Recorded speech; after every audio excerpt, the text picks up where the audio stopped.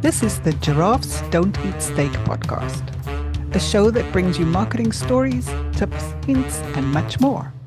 A treat for those who want to succeed in business or marketers who just want to learn. Hello, Alex. Hey Erica, how are you doing? I am good. How are you? Very well, thank you. Very well. I see you've Uh, brought us a guest today. I've brought along Hedley. Hey Hedley, how are you doing? Hey, I'm doing great. Yeah, it's great to be here. Nice to see you. Haven't Welcome, seen welcome, Hedley. Thank you. haven't seen you in a long time. So I invited Hedley along. Well, we've known each other for quite a long time. Our relationship first started when he ditched me at school. We were It's still coming, still coming back. still very bitter for that. We were in a science class together, and then he decided to leave. I thought I had a friend at school the first day at school, but then he decided to leave school, and I've been bitter about it ever since. I thought it Yeah, was girls that kept a grudge for a long time, Alex. No, no, it's not. Apparently, it's definitely me. Okay. Um, but yeah, but sorry for it sounds like I'm in a farm today because apparently there's chickens running around and cows running around, so you might hear the odd and a cow noise. So apologies for that. You mean other than you Other making than, noises? yeah, exactly.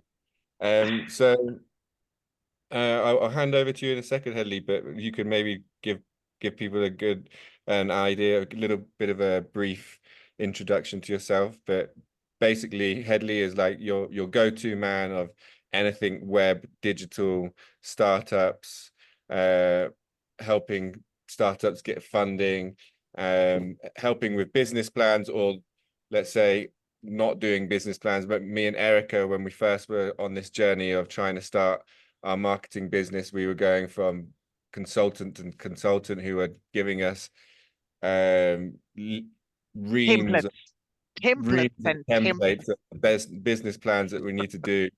And then we met with Hedley because he's been on a long journey of startups, um, um, And he and told he us to throw it basically, away. yeah, well, just do what you're good at. Help your customers. Start serving your customers rather than thinking about how are you going to do it. Just do it. Rather Um, than filling in forms, because that's what we were doing, filling in lots of forms. and then from that day, we actually just started. So thank you very much for that, Hedley. If you just want to give a little brief intro to yourself, your background and where you're at now. yeah, sure. And I'm glad you're inviting me here. It means that maybe the advice had sort of some semblance of logic to it, and it may have worked. So it's good to hear.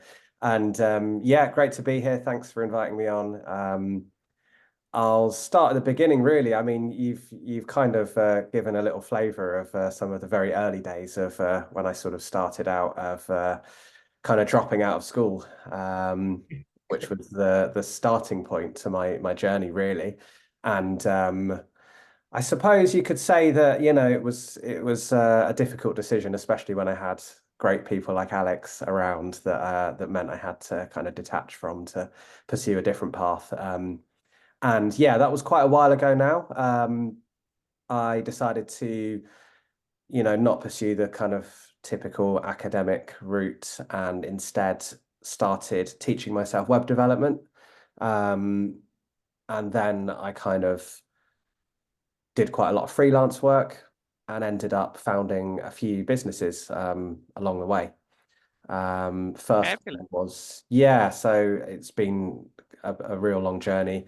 Founded a web development agency and have been part of the founding team of a few other startups, one of which I've sort of recently exited from. And I'm now starting the cycle all over again. So yeah, it's a great time to chat and kind of gather my thoughts as well. So So what's the core of your passion, Nedley, throughout all this journey? What is it that excites you? Yeah, it's a good question. I mean, I was speaking with another founder recently, and we were both kind of saying that it's not really, it doesn't feel like a choice sometimes. Okay. Founding businesses to me anyway, it's just what I do. there's not, I mean, I'm super passionate about it for sure. I think it's a combination probably of being able to see, quick results, being able to say, hey, I've seen this problem and I can think of a solution. I can build something and create some value for people relatively quickly. And being able to work across lots of different areas, in a startup, you kind of have to be a bit of a jack of all trades, or hopefully you get better than that at certain things. And for me, coding, I love coding. I always have, and I realize that I certainly always will. I just like the technicality of it all. So yeah, it's probably a combination of those things, and I don't know, just blind stupidity for thinking that building something is a good idea, to be honest. Yeah. Well, I think that's really cool. I mean, a lot of people force their way into a career thinking they need to do X, Y, and Z.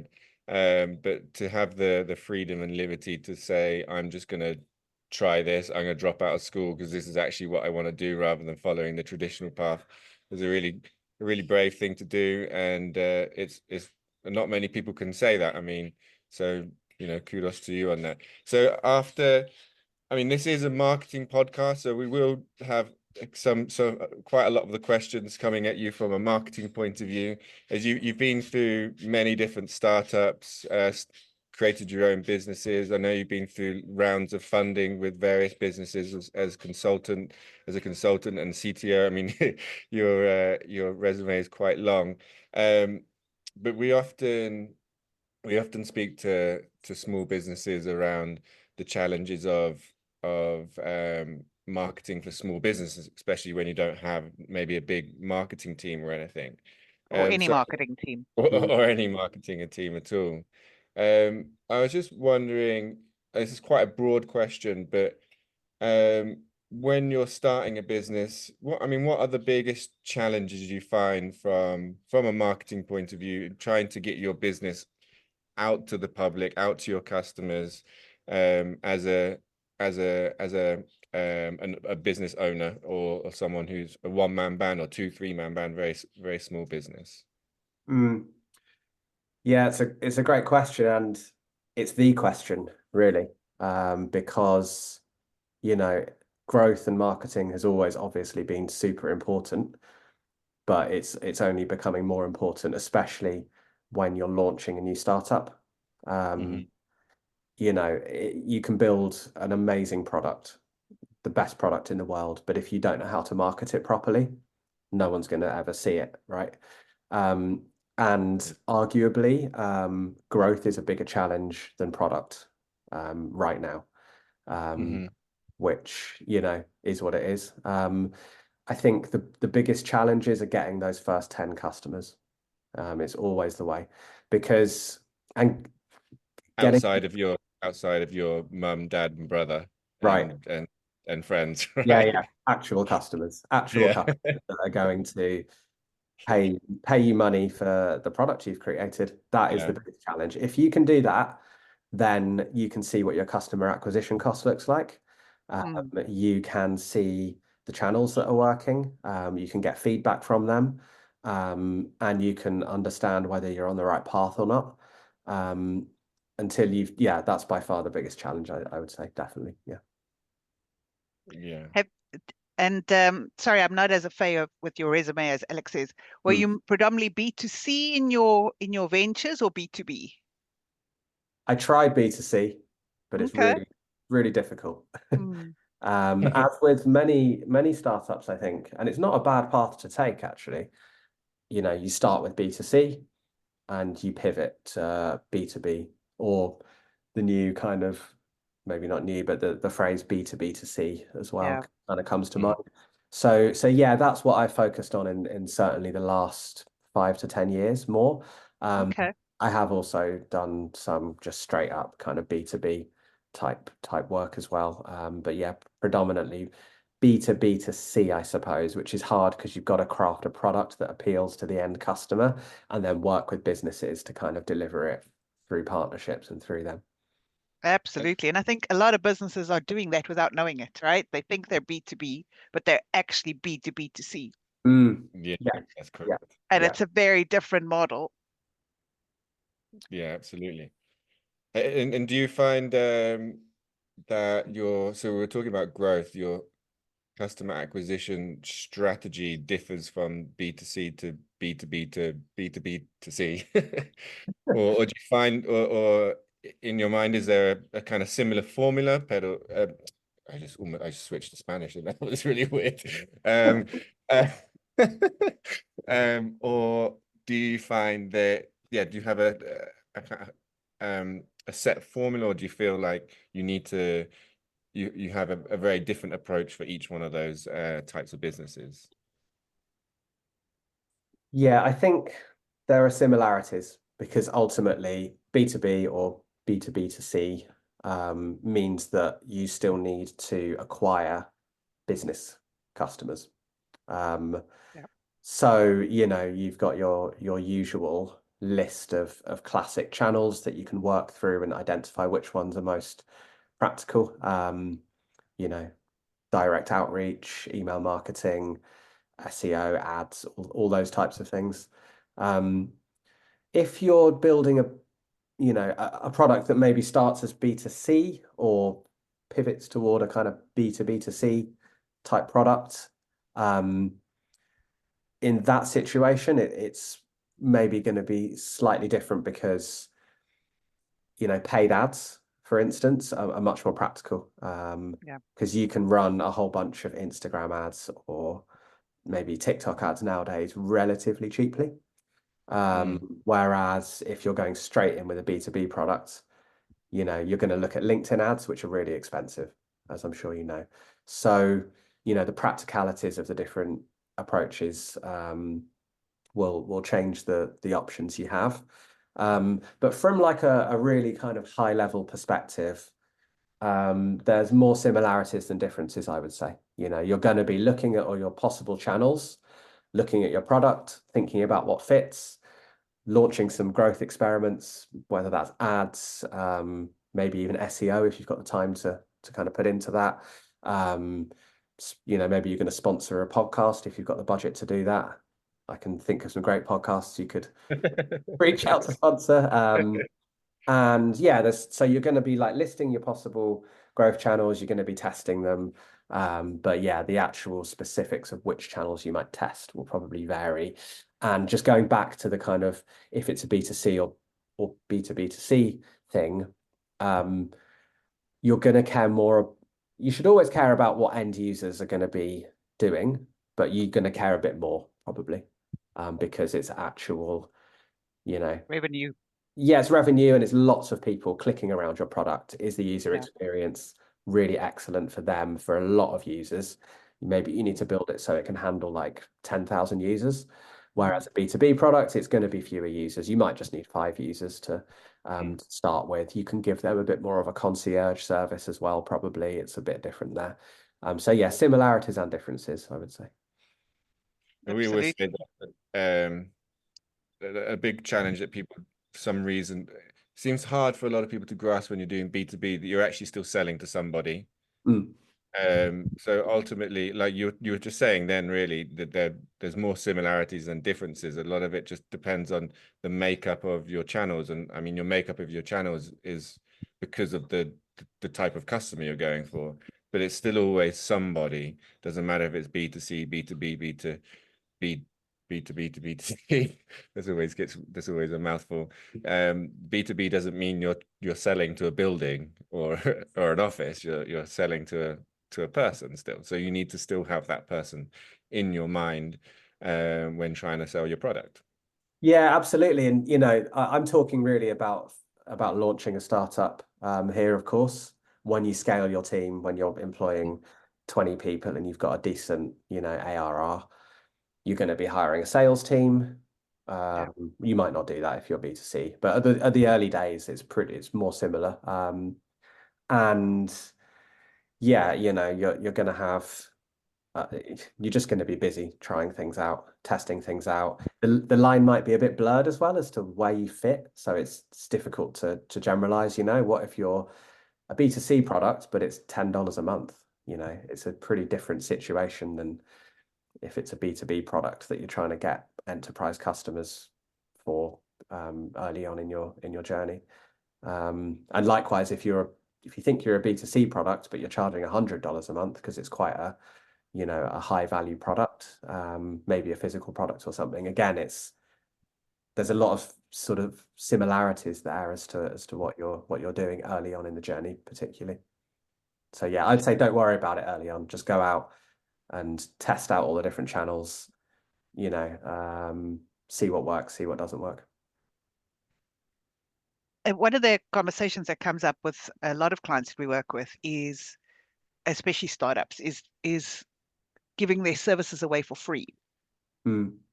And so I mean, there's different thoughts around it because people want to try before they buy, that kind of stuff, especially if you're doing SaaS, you know, some sort of tech SaaS kind of offering. What are your thoughts around that?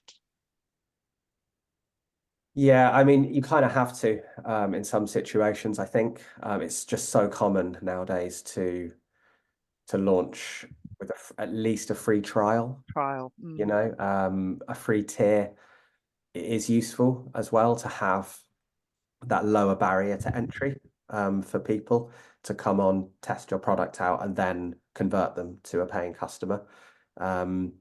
So I think you probably have to in most situations. If there are certain, you know, services and products where you maybe don't have to, or you can maybe not do that.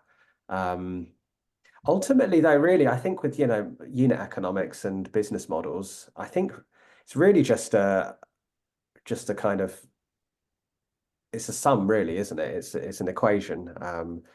Can you make more money selling something without a free tier, or can you make more money selling it with a free tier and then upselling them or converting them? You could try both. It's you know, it's completely fine to try one for a month, cohort those users and measure how much money they make you over the next, I don't know, 3, 4, 5 months, and then switch it. Only, you know, require that they pay up front, and see what your conversion rates look like and see how much money you make, because every product's different. But yeah, if you can sell without a free tier, then that's brilliant, because then you know it is better if you can, because then your customers are more bought in. You're not servicing potentially hundreds or thousands of free tier customers and everything as well. Yeah, but a lot of my answers are just test it out. So yeah. That's our answer too. Yeah, I mean that's a great philosophy. I mean, we come from a direct response background, you know, trying to measure every single iteration doing, and it's really, really important. I mean, that's just how you gather data and understanding rather than just putting your bias onto things. You've got to try it in the real world. It's very, very hard to understand how your customers are going to act without actually putting them into a position where they can act on your product. For sure. But the pricing is it's a really tough one.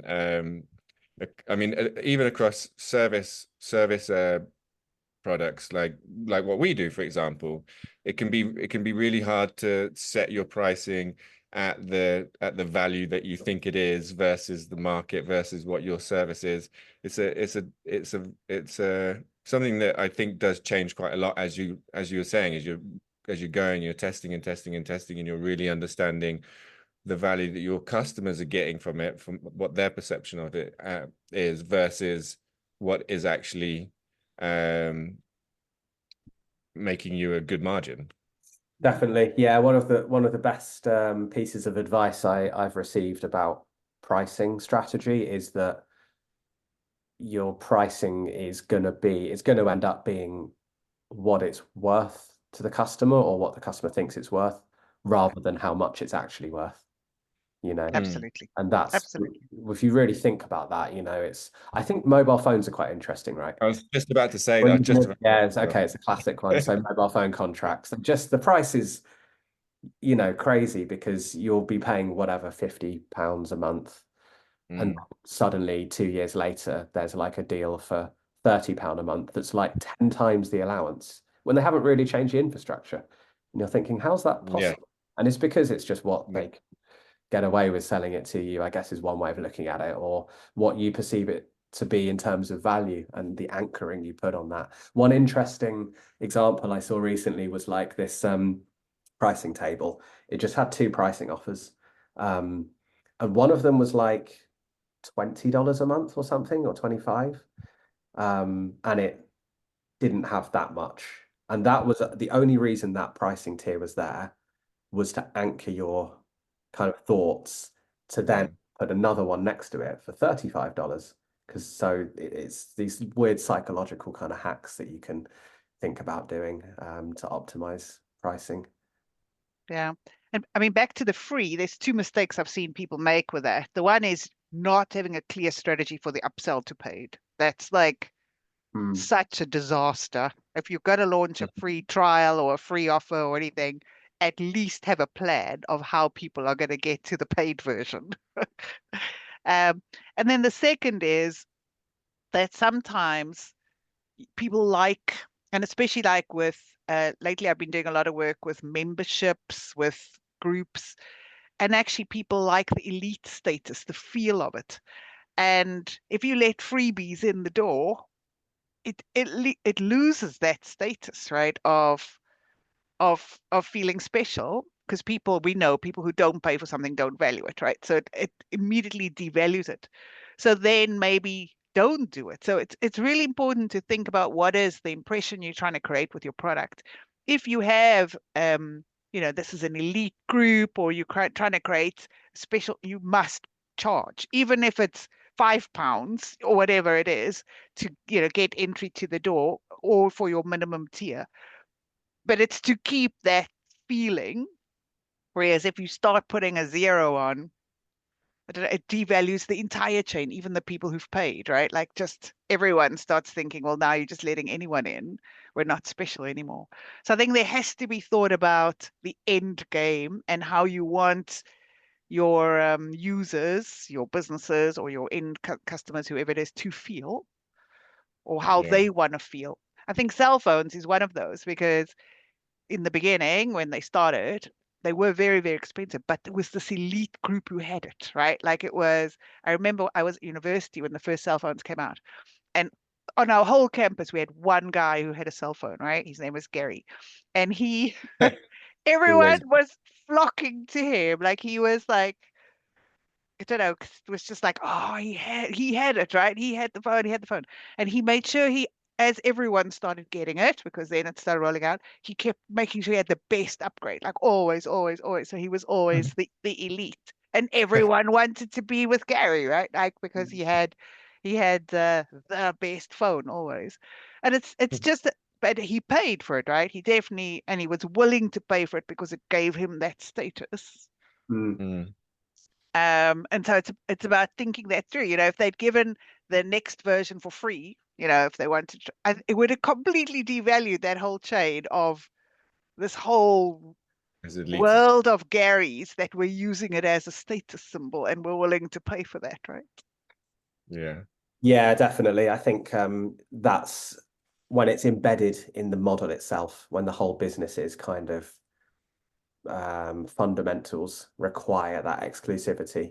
You obviously then have to charge, and you have to think carefully about that. It's a strategy in itself almost. It's almost like it's a fundamental part of the business economics and value proposition, that fact going to be, a high value, highly valuable product or service. With the free ones, you do just have to give them just enough to want a little bit more, right? So I was just doing a video the other day, and I found an online text to speech tool, so like an AI voiceover. Really, really good. Really, really good. Sounds just like if you're getting a professional person to do it in a studio with your script. And I didn't actually I thought it was completely free because I'm an absolute idiot. And I did this whole script, and the video was about 2.5 minutes. So I thought, well, that's pretty decent, 2.5 minutes, and I got a great voice for free, because that can cost you about, I don't know, 500 quid to do a voiceover or something like that. It can be quite expensive. I thought, oh, that's really, really good. And I did this one as a kind of trial, and the video that I actually wanted to do, the actual script that I wanted to do for the video was one I was doing, I did after. So I did this one, I thought really good. I passed it through to people I'm working with. They were like, oh, this is really good. I said, okay, cool, let's do the real one.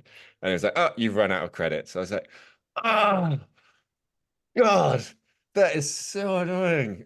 Yeah. And then it's like the next option, you got paid $30 a month. I'm like, I'm not going to use it that often. You know. Yeah. Right, I'll pay it. There you go. And I bet they tested that price point loads just to get it. It's not quite too much money that you're gonna object to it. Yeah. So they That's not 100, right? At 100, you would have gone no. No way, yeah. But you're like 30. Yeah. Yeah, okay, I could do it. I could do it. I Like could do it. $30 as well. I was like $30. Oh, but in pounds, okay, that's like £23. It's even less than Yeah. the number 30. There you go. It's like vitamins and painkillers, that kind of like thought, it's like just press this button and we'll solve all your problems right now. Yeah. You can go and hire someone or look for it's probably like you're doing a subconscious calculation of what's the effort for me to go away, find a different app, even if it's completely free, and the chance of me finding that and do it all again. No. And then I've got to send it right back through all my stakeholders, get them to be happy again. No, I'm paying the 30. Yeah. So that's a really clever way of annoying, yeah, but clever of getting people in on what is effectively a free trial, or a free version of the product, and then saying you need to pay to upgrade now, which is super common. I mean, it's a really. I mean, the free trial market is crazy now. I remember, I don't know, a few years ago, you could actually legitimately find apps that were just completely free. But now there's rarely anything free. It's kind of like the TV subscriptions. Before you just had Sky and you've got all the movies, blah, blah, blah. Now you can't watch all the movies unless you subscribe to Netflix, Prime, Apple, Hulu, or whatever, all of these, Disney. It's a hugely cluttered market, which I guess makes it even more difficult now to get your people from the free trial to the paid version. Yeah, probably it probably does. It's an interesting time right now, because you're right that in many verticals it is busy. It's super. You could just hop from freebie to freebie for as long as you want, right? Yeah, you could. Or there's often, I think Netflix, you can sign up for free still, can't you? And it's just adverts. Yeah, you get adverts. Quite a lot. Really? Yeah. I prefer, the idea of you pay for a product, you get a great service, and they don't steal all of your data, maybe a bit, but not all. You deliver good customer service.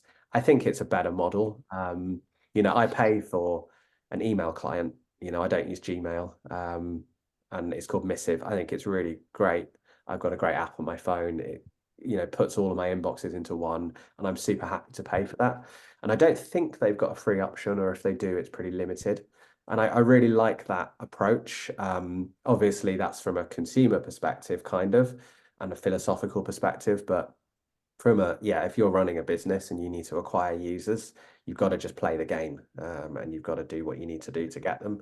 And yeah, it's tough. It's tough in such a crowded marketplace, but there's always cycles of, there'll be a huge explosion in streamers or in a particular vertical, and then they'll get too big and they'll get too cluttered and too advanced, or there's too many and you've got to pay for all these different ones. So that creates, new opportunities and new space where you Well, they start buying each other, right? That's the other thing we start seeing. They just stop buying each other, and then you end up with a few again.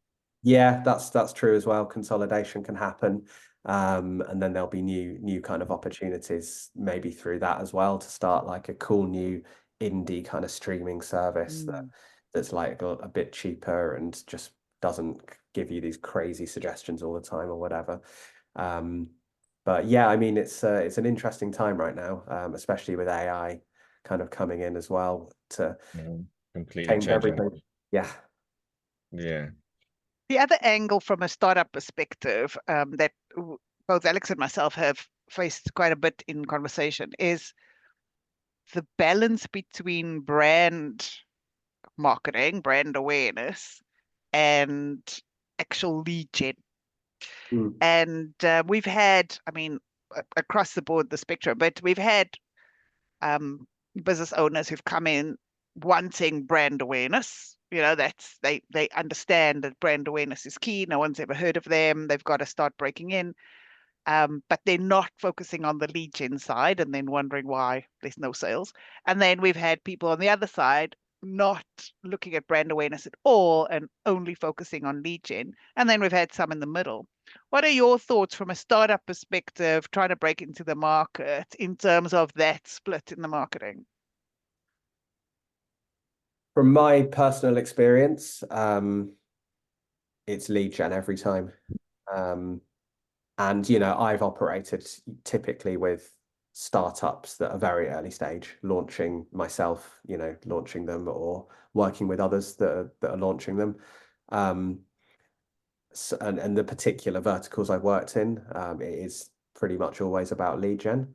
Brand awareness, I think, yeah, I mean, it's pretty typical if you're starting your company, you love the idea, you've got this brand that you think's super cool, and you've seen other brands out there on billboards or on adverts or whatever, and you kind of naturally think, I want that. I want people to know my brand name. I want, that logo to create kind of some recognition with it. But it is probably not going to happen for a long time. It takes so much time and money to create brand awareness in a space. And I kind of personally think that brand awareness is something that's usually earned more than bought. My favorite quote for what a brand is what people say about you when you're out the room. Yeah, Mm. And you can't, absolutely. you can't pay people to say nice Yeah. things about you.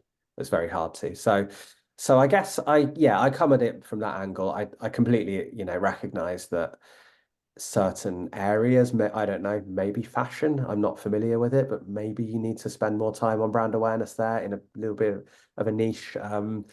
Maybe if you're kind of, if you're launching something and you're getting traction pretty quickly and you're growing it, and you work in a vertical that needs a lot of trust, then maybe brand awareness is good to look at as well. But early stages, very early stages, you have to focus, in my opinion, mostly on lead generation more than anything.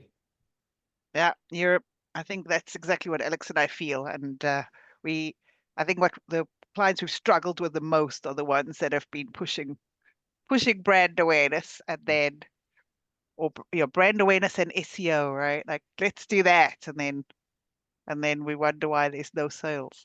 Yeah, because I often find that with small businesses, you have the low-hanging fruit customers, the ones who are actually like Eric always says, you got the pebble in the shoe and the nail in the foot. So you got the nail in the foot people who are desperate for your product, Yeah. and there are those people for whatever product you have. And for those people, you don't need to make them aware of the problem, aware of the brand. You just need to give them an offer about the solution, I'll because fix it. Yep. they already know the problem. So especially like what you're talking about from those startup positions, you've done the awareness of the pain part. So they're already there because you've got they already know they have it. So that really resonates with me, what you said there. And from a startup perspective, it's about investing the time to find that. It's finding that low-hanging fruit in the beginning so that you've got your immediate boost of sales, which gives you your immediate boost of revenue, which gives you credibility, it gives you testimonials, it starts giving you all the other things you need. But then you have to do that first, right? Then if you've got space and you've got extra budget, I always say if you've got Coca-Cola's budget, absolutely, let's do brand. That's wonderful, right?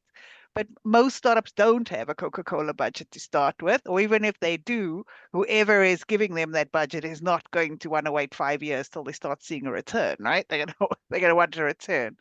So it's about spending the effort going, right, this is the problem we solve. Where do we find these people with an urgent need that are going to just give us the money regardless of not knowing who we are? Because that's what you got to find when you're a startup and no one knows you, right? You got to find people who are going to be happy if you just fix their problem. They will give you their money, right? And then you can start the rest. Yeah, that's pretty much usually what it boils down to, exactly what you've just described there. And I think that it can be challenging because sometimes you will read blog posts or listen to advice which is targeted at a startup, but that startup might be 20 people big and 5 years down the line, right? And you can, and with a Coca-Cola budget. yeah, maybe they've got that VC money that they need to spend. Yeah. We've talked about that actually, I think in a previous episode about the mountain of information that's out there and tools that are out there to help you do things. It's very, very confusing. It's almost like, you know, the WebMD thing. I've got a pain in my side. Oh well, that, you know, you're probably dying because you might have all these things. Da, da, da, da.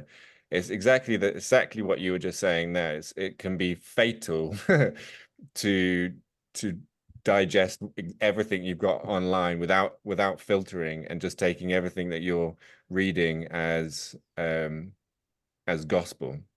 Yeah, I think that an early stage startup is very different to a startup.